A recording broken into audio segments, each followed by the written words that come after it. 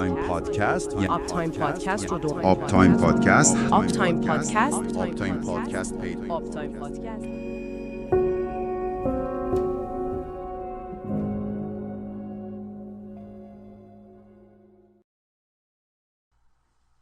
Welcome to our course on rack fundamentals. For best viewing results, we recommend that you maximize your browser window now.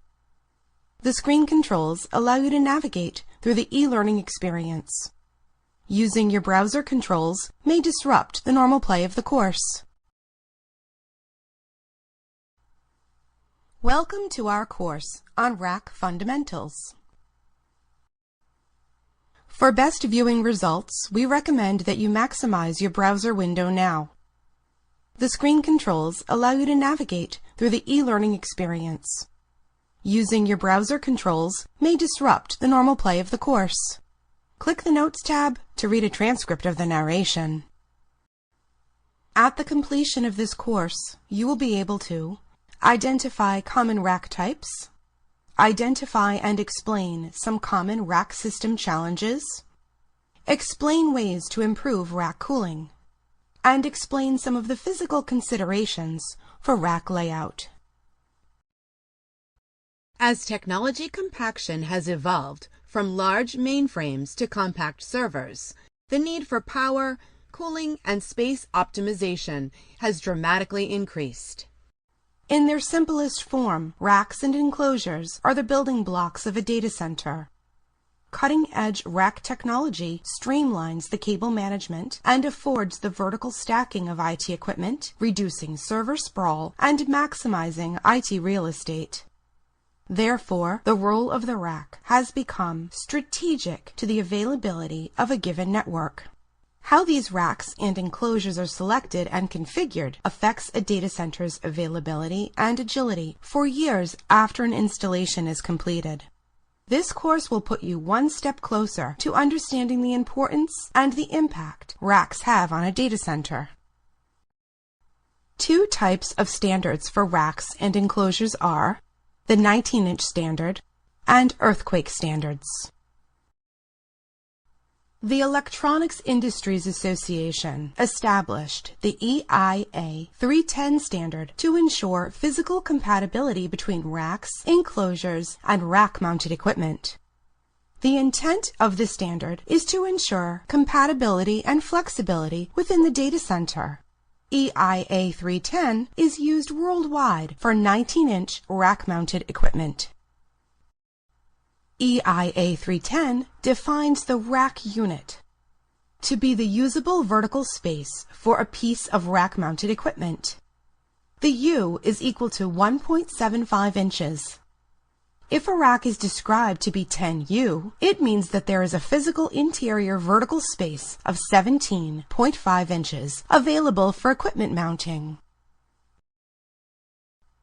There are several types of vertical mounting rails for standard equipment. These include square holes for cage, captive nuts, and clip nuts, or round holes with or without threads. The 19-inch standard defines important dimensions for racks, enclosures, and rack-mounted equipment. For example, EIA 310 defines minimum enclosure opening between rails to be 450 millimeters to provide clearance for equipment chassis widths. The width between the centers of the equipment mounting holes is 465 plus or minus 1.6 millimeters. The minimum enclosure width to provide clearance for equipment front panels, bezels, and faceplates is 483.4 millimeters. Most enclosures now use square holes and cage nuts, although some customers required threaded holes or non-threaded through holes. The more common square holes with cage nuts support several thread sizes and types. If a cage nut's threads get damaged, the repair is as easy as replacing the cage nut. Because the cage nut floats in its mount, the nut has some freedom to move, which makes the nut and bolt alignment easier. The trend for open frame racks is to have threaded holes.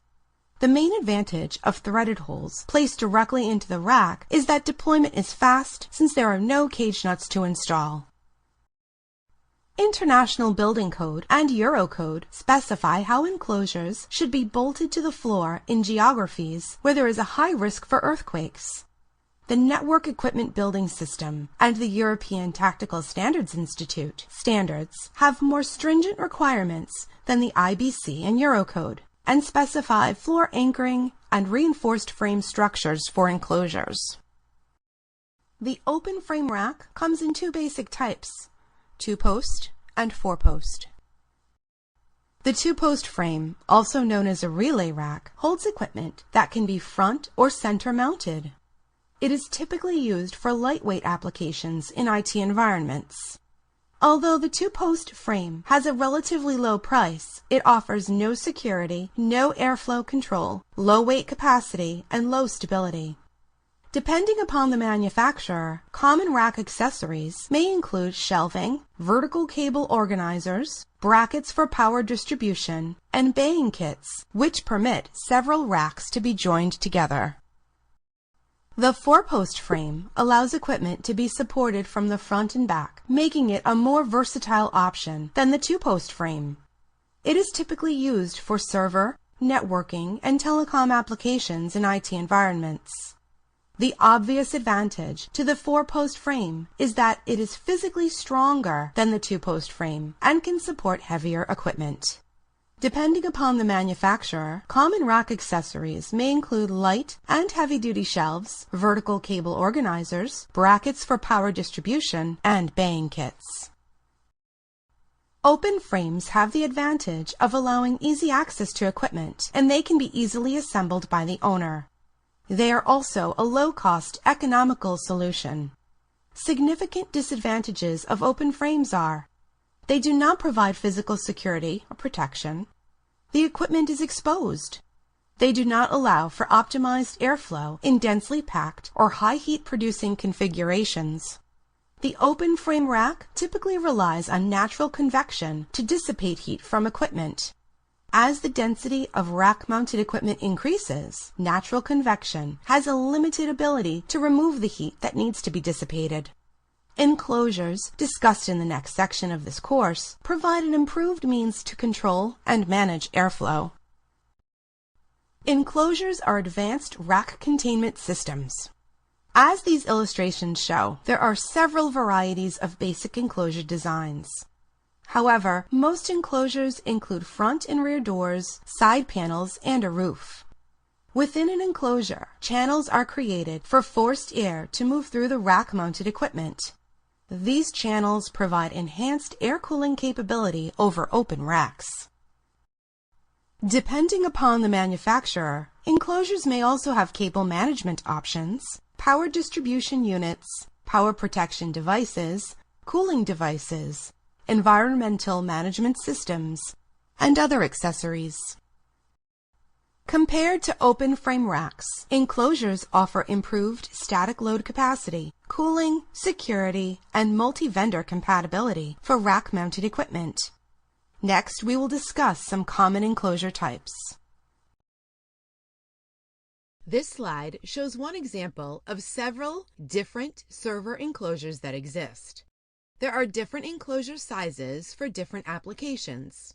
Server enclosures in traditional data centers have been getting deeper to support the higher densities of power and cabling. Some applications that have high cable density combine network switches with server equipment or use side-to-side cooling instead of front-to-back cooling. Those applications will require enclosures that are wider than 600 mm. Some racks are 1200 mm in width. If the space has high ceilings, taller racks permit footprint optimization. Some rooms that have high ceilings may permit enclosures to be as tall as 52U. Some 52U applications may also require wide enclosures.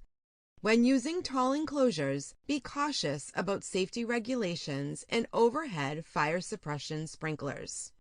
Edge applications often require compact and/or wall mount enclosures. Innovative enclosure designs provide a low profile while also supporting the depth, weight, and power requirements of the latest generation devices. An example is the 6U Micro Data Center, as we can see here, where the equipment is oriented such that space is optimized. This slide shows one example of a network enclosure. High-density cabling or networking applications could require 42U by 750 mm wide, but they may also require deeper enclosures. Some require 1070 mm depth, while others require 1200 mm depth. As shown in this illustration, from behind the networking enclosure, networking applications require wider racks than server applications to give room for cabling. A fully loaded networking enclosure can require up to 2000 Category 5 or Category 6 network cables. Here is an example of a seismic enclosure. Seismic enclosures are specially reinforced to protect equipment from earthquakes. To ensure equipment and personnel safety, seismic enclosure installations should conform to regional standards such as NEBS or ETSI for Zone 4. Most commercial data centers and telecom central offices that are not in high-risk zones utilize less stringent standards like the IBC or Eurocode rather than the stricter NEBS or ETSI standards. Here is an example of a wall mount enclosure. As previously mentioned, wall mount enclosures are useful when only a couple of pieces of rack equipment need to be enclosed, such as with edge computing. A low-profile design enables large-depth devices to be wall-mounted in a compact and less intrusive form factor than traditional wall-mount cabinets. Wall-mount enclosures conserve floor space and provide a neat, clean installation for wiring closets. APC recently conducted a worldwide survey of CIOs, facility managers, and IT managers. Based on survey findings, 5 areas have been identified for optimization with regard to rack system selection. They are lifecycle costs, availability, maintenance and serviceability, adaptability and scalability, and manageability. The survey found that optimizing lifecycle costs was the most important requirement to most organizations. The most common problems that pose a challenge to the optimization of lifecycle costs with regard to rack systems are non-standardized racks. Non-standardized racks lead to a higher total cost of ownership due to the unique design features dictated by the IT equipment manufacturers. These non-standard design features result in difficulty with moves and the integration of multi-vendor equipment. A much better solution is to purchase vendor-neutral racks with guaranteed universal compatibility. Vendor-neutral racks allow for greater flexibility when purchasing and mounting equipment, and more standard processes for mounting and servicing equipment. Slow speed of deployment. The time and work involved in the assembly of non-standardized equipment or even in migration and refreshes are costly, both in downtime and labor. Pre-engineered solutions save time and simplify planning and installation. Enclosures can come with equipment pre-configured or pre-installed to save time and work. The survey revealed that optimizing availability was also an important requirement. The most common problems that pose a challenge to optimizing availability are inadequate airflow to IT equipment damages hardware. This problem has increased over the last few years with a dramatic increase in heat densities. Inadequate power redundancy to the rack. The solution is to bring dual power paths to single or dual corded IT equipment. Lack of physical security. Because of the increased demands to provide ample air, power, and data to racks, the number of individuals accessing enclosures for service tasks has increased, leaving the units more vulnerable to human error. Non-compliance with seismic requirements. The solution is to have all racks that are located in Zone 4 regions to be in compliance with seismic building standards. The following slides offer solutions for improving airflow as a means of increasing availability. Good front-to-back airflow, door ventilation, is critical to effective cooling. This slide shows examples of perforated front and rear doors that provide maximum ventilation. Blanking panels are covers that are placed over empty rack spaces. Keeping blanking panels snugly in place prevents heated exhaust from being recirculated and entering IT equipment intakes. The main reason why blanking panels are not commonly used is that the benefits of blanking panels are not always understood. People often fail to realize the cooling benefits that they provide and mistakenly think that they are for aesthetic purposes only or that they are difficult to install.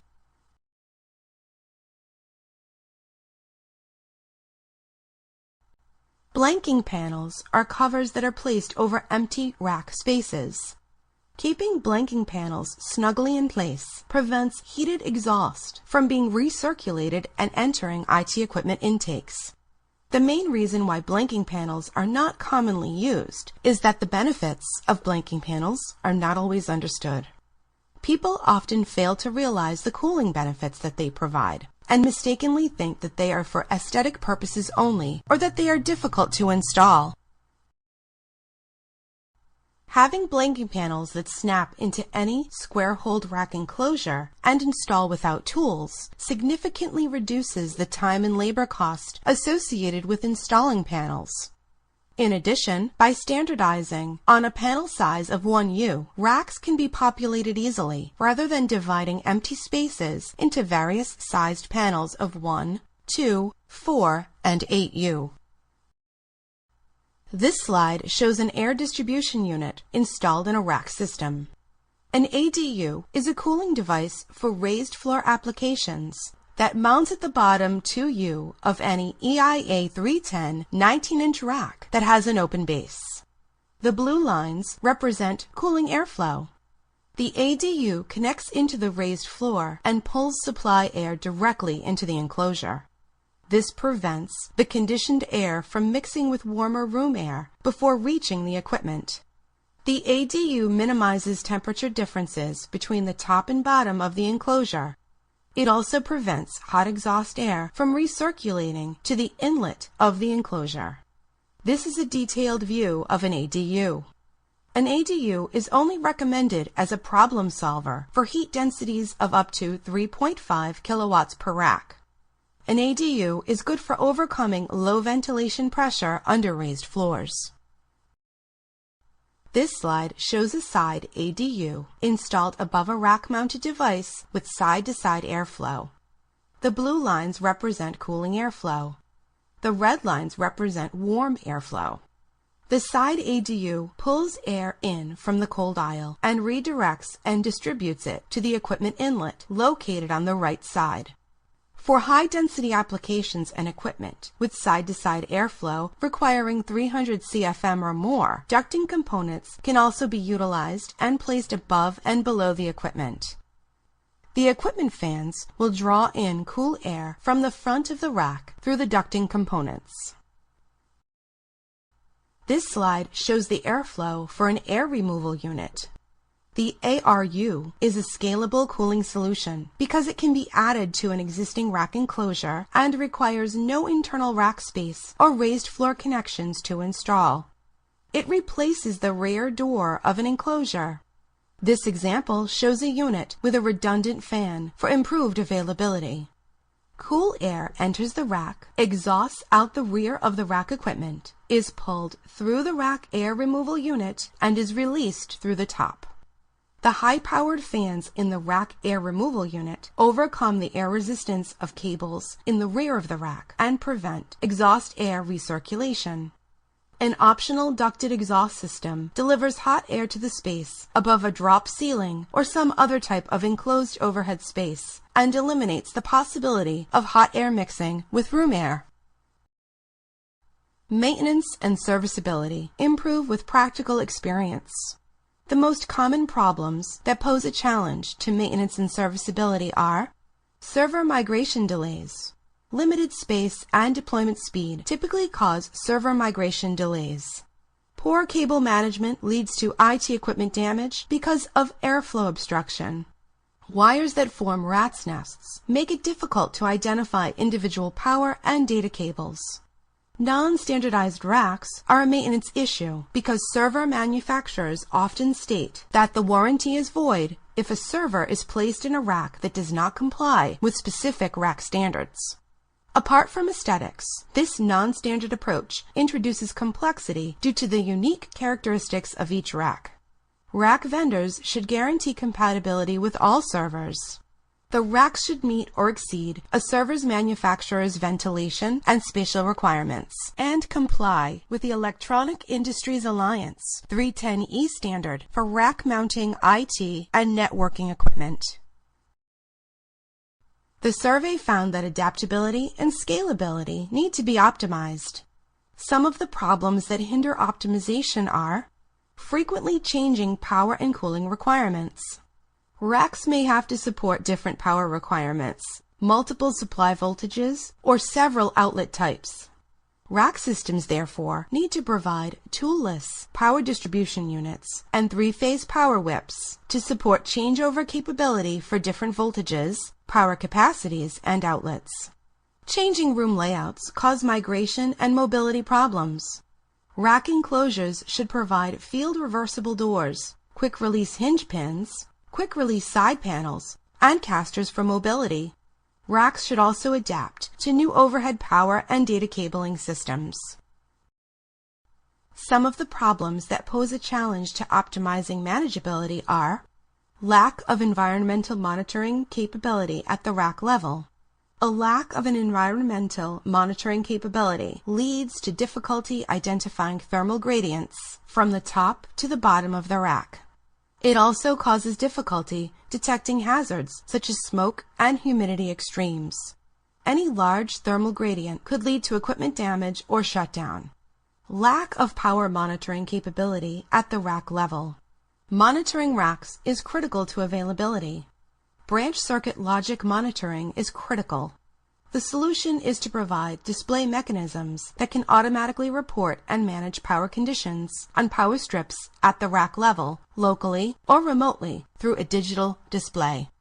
Lack of critical management of IT equipment. The study attributes this lack to the growing popularity of server clusters. According to Dell's Senior Manager of Product Marketing for clustering is increasingly used in mission-critical environments. IT personnel want a solution to centrally manage all equipment from one location. Lack of security at the rack level. A solution is to provide rack locks, as well as display screens and automatic notification to report and manage rack-level security breaches. Lastly, physical considerations for rack layout is very important when designing a data center. Racks should be arranged to form alternating hot and cold aisles. When choosing a rack, it is important to select dimensions that work well with layout calculations. This illustration shows an optimal design with cold aisles that are 4 feet wide and hot aisles that are 3 feet wide.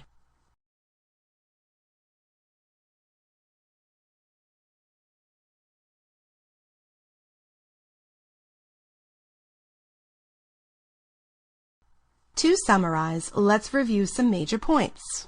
How racks are selected and configured has a profound and lasting impact on a data center's availability, agility, and total cost of ownership. Enclosures enhance rack system cooling by preventing hot and cold air from mixing. Enclosures should be universal, modular, organized, and scalable. Racks should be arranged to form alternating hot and cold aisles. Thank you for participating in this course.